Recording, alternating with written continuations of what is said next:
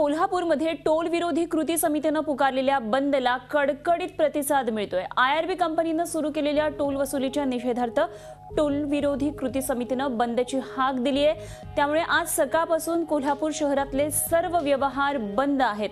शहरामधल्या प्रमुख रस्त्यांवर सुद्धा सध्या शुकशुकाट दिसतोय आणि यामुळे कोल्हापुरात ऐन निवडणुकीच्या तोंडावर टोल विरोधी आंदोलन पेटण्याची शक्यता आहे। आणखी सविस्तर माहिती जाणून घेऊया। कोल्हापूरहून आमचे प्रतिनिधी प्रताप नाईक सध्या आपल्या बरोबर आहेत। प्रताप, सांगाल आज बंदची हाक दिली आहे, कोल्हापूरमधले रस्ते शुकशुकाट दिसतोय, रस्त्यांवर दुकानं बंद दिसतात, एकंदरीतच प्रतिसाद कसा मिळतो या बंदला?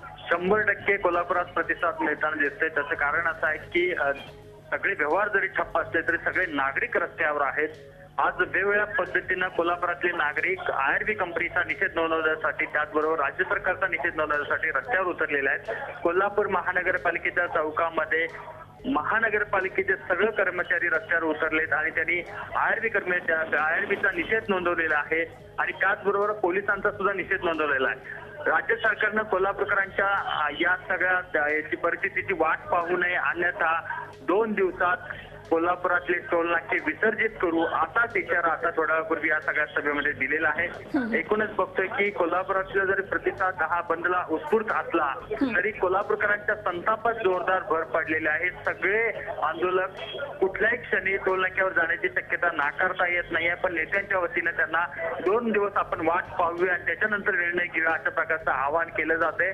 त्यामुळे ते सगळे कोल्हापूरकर शांत आहेत। राज्य सरकारनं आता तर किमान याबाबत राजकारण भूमिका घेण्याची गरज आहे, कारण सगळ्या नगरसेवकांनी कालच आपले राजीनामे महापौरांच्याकडे सोपवलेले आहेत। 2 मंत्र्यांनी सुद्धा राजीनामा देण्याची तयारी दर्शवलेली आहे। असं असताना राज्य सरकार गप्प का बसते, असा सवाल सुद्धा कोल्हापूरची जनता विचारते। नक्कीच, आणि यावर आता राज्य सरकारची नेमकी काय प्रतिक्रिया येईल हे बघणं आता पुढच्या काळामध्ये महत्त्वाचं ठरणार आहे। धन्यवाद प्रताप, दिलेल्या सविस्तर माहितीविषयी। कोल्हापुरातून ताजे आणि अपडेट्स आपण आपल्याकडून घेत राहणार आहोत। तुर्तास धन्यवाद दिलेल्या सगळ्या माहिती बद्दल। कोल्हापूरमध्ये सध्या टोल विरोधात आंदोलन पेटलेलं आहे। आज कोल्हापूर बंदची हाक दिली आहे। कोल्हापूरच्या रस्त्यांवर सध्या शुकशुकाट दिसतोय। 100% प्रतिसाद या बंदला मिळालेला दिसतोय। तर आयआरबी कंपनीचा निषेध आणि कोल्हापूर पोलिसांनी नगरसेवकांसह महापौर यांच्यावर केलेल्या लाठी हल्ल्याचा निषेध नोंदवण्यासाठी कोल्हापूर महानगरपालिकेचे 5,500 कर्मचारी रस्त्यावर उतरले। त्यांनी आज काम बंद आंदोलन पुकारलेले। कोल्हापूर महापालिका चौकातून या संदर्भातला आढावा घेतला आमचे प्रतिनिधी प्रताप नाईक यांनी।